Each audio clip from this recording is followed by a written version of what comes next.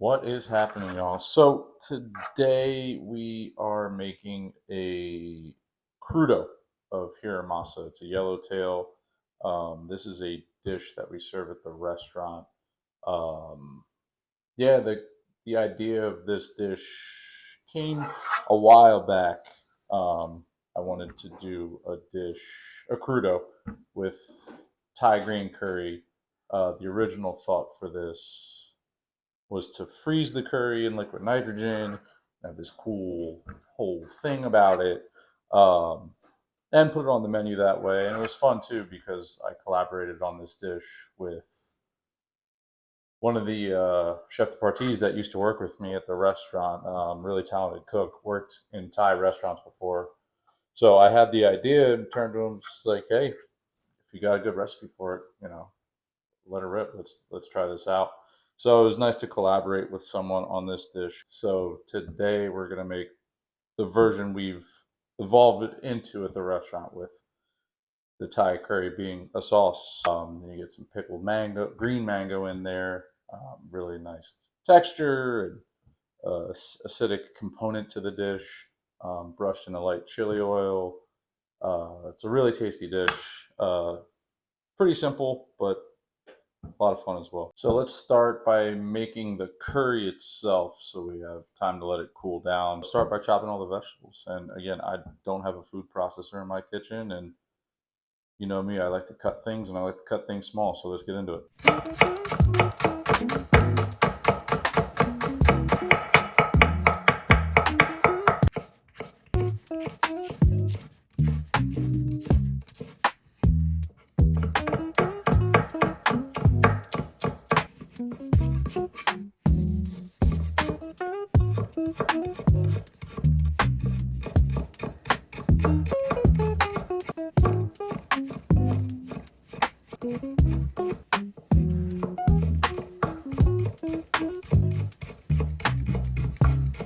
All right, so we've got everything diced: galangal, garlic, shallot, lemongrass, Thai green chilies, and some lime leaves. So we're gonna sweat these, caramelize them nicely in the pan. I like to do that just to get more flavor. Caramelization is a really nice flavor with this. And then we're going to deglaze with the coconut milk. Cook that down, 5 minutes. You really just want to kind of bring it up to a simmer and then thicken it slightly, but still want the flavors to be pretty fresh. And then we will take it off the heat, blend it with some cilantro. I like to blend it at the end to, again, keep that fresh, really super bright note to it. And then we'll season with some lime juice, fish sauce, some palm sugar to balance it out with some sweetness. And then we'll pass it to get all the bits out and make it nice and smooth, and then chill it and reserve it for the finishing of the dish.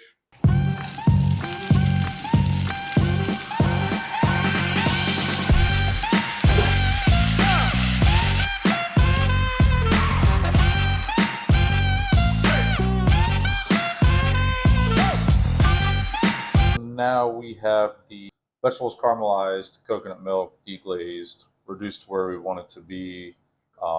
Again, bring it up to a simmer and let it sit for maybe 5 minutes. And then we're going to put it in the blender with some cilantro, palm sugar, fish sauce, and lime juice to really balance it out.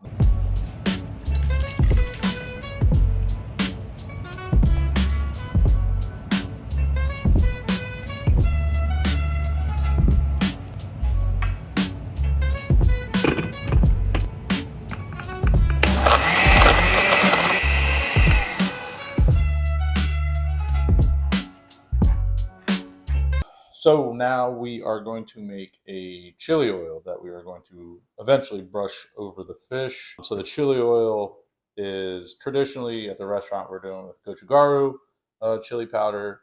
I don't have that. I forgot to get it at the store, but you got to make do sometimes and just pivot. So I have some Espelette chili powder and some just red chili flakes. So we're going to do those two powders with a ratio of oil, grapeseed oil. I like neutral oils. Smash some garlic in there, more flavor. And then we're just getting a nice lowish heat to really infuse. Keep an eye on it. It can burn.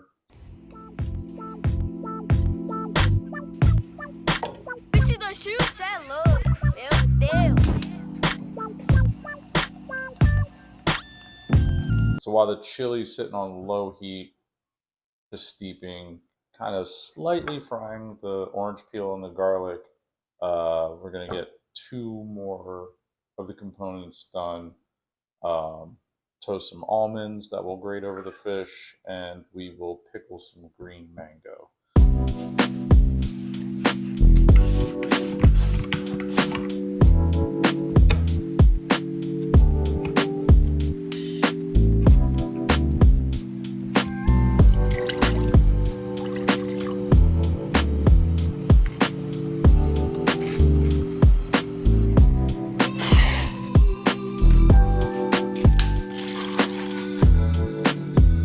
All right, so we have the almonds in the oven. We're going to toast those very heavily. We want to take them to the point, not burnt, for sure not, but something that you might think be a little too toasted, just to make sure we're getting as much of that flavor incorporated into the fish, because we're just going to microplane it over, so it's not going to be a ton of that flavor. Letting the pickling liquid cool down before we pour that over our mangoes. So now we have time to slice the fish. I already have a small section of the loin cut off. I'll do another video on breaking down fish. And for today, we already have it fabricated for us. Important thing about the fish, I'm going to get it over some ice momentarily, but it is crucial to keep it very, very, very cold.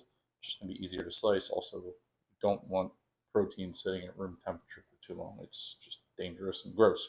So we'll get this over some ice momentarily. And then another crucial thing is the proper knife for it. So you want a very long, very sharp slicing knife.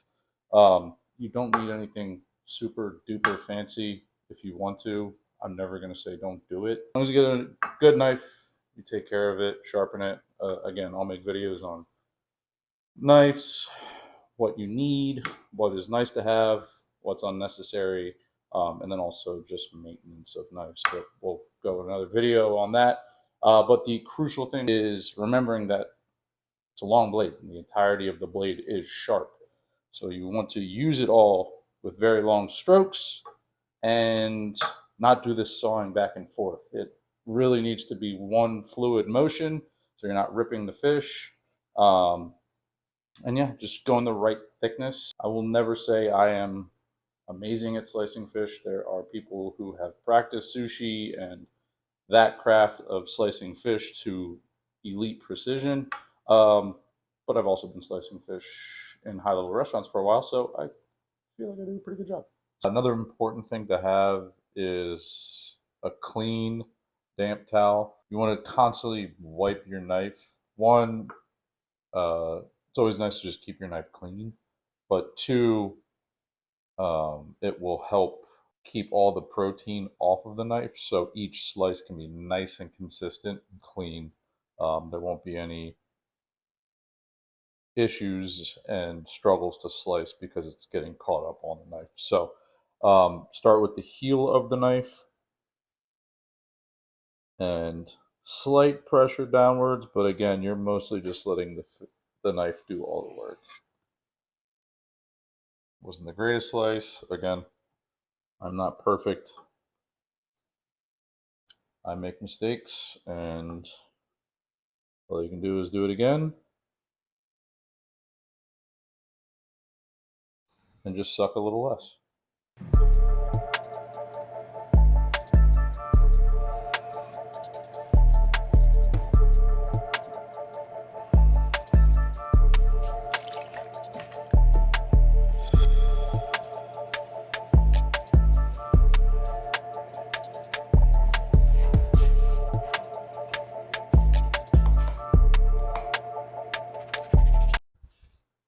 All right, so almonds, we have, again, like I said, toasted them to a point where they might be overly toasted if I was just putting the nut on the dish as an entire whole piece. But since we are microplaning them, you'll just get a little bit of those heavily roasted flavors, a slight bitterness to it. We'll let these cool down because we obviously don't want to microplane them over the fish while they're still hot. So we'll set these to the side, get all our other mise en place ready, and finish the dish.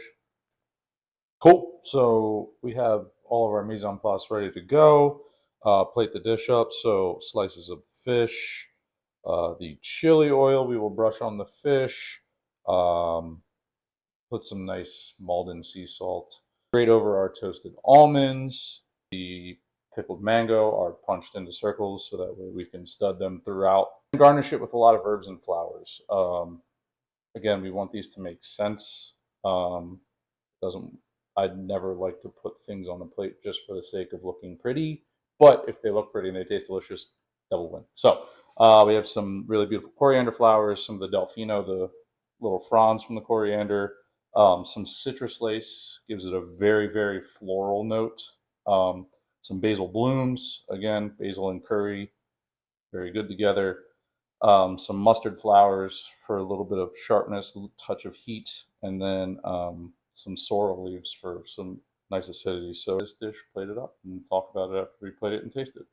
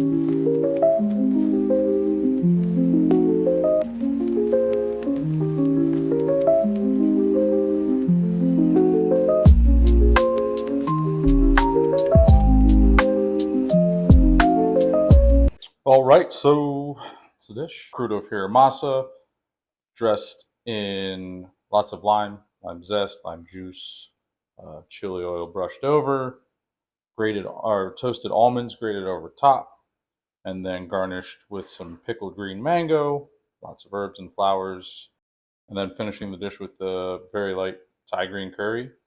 Dish on the menu at the restaurant right now. Again, I serve 11-course tasting menu for all you dorks in the comments that say it won't fill me up. One dish isn't supposed to fill you up, so shut up. Yeah, it's one of the first courses on the menu. Again, a crudo, you want it to be early on, very light dish, very bright dish, not overly filling, overly rich. Let's taste it and talk about the flavor.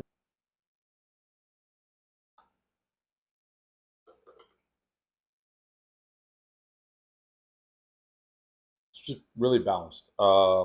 Yeah, it's a tasty dish. I really love the flavors. If you've noticed in my videos, sometimes I don't have the most enthused reaction to my food. Um, it's mostly the dishes that I kind of just done on a whim, haven't had time to really think about, develop flavors, tweak different techniques or textures or anything like that. So yeah, I'm very self-deprecating and very critical of myself and my food, and so when you don't see crazy reactions, it's because I know it can be better. I'm not saying it's not good. I also don't want to be one of these people that's like, oh, banging. I want to be realistic that I don't want to act like I'm the greatest because I'm not. But this dish is very delicious. I like it. It's balanced. Love Thai flavors. I love spicy food. Give it a try. It's a pretty easy recipe. Um, Nothing here is overly complicated. Just a couple components to it. Again, simplicity is best sometimes. So, um, yeah, thanks for joining me. This has been fun. Let me know in the comments what other kind of content you'd like to see. It's been fun kind of walking through my thought process and how I work and the flavors I like to develop. So, yeah, keep looking out. We'll keep doing these. But thanks again.